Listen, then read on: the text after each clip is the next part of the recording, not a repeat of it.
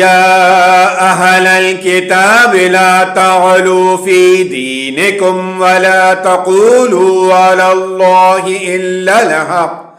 إنما المسيح عيسى بن مريم رسول الله وكلمته ألقاها إلى مريم وروح منه فآمنوا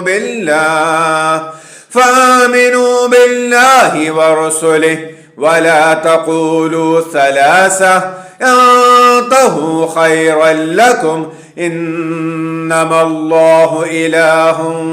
واحد سبحانه أن يكون له ولد له ما في السماوات وما في الأرض وكفى بالله وكيلا لن يستنكف المسيح أن يكون عبدا لله ولا الملائكة المقربون ومن يستنكف عن عبادته ويستكبر فسيحشرهم إليه جميعا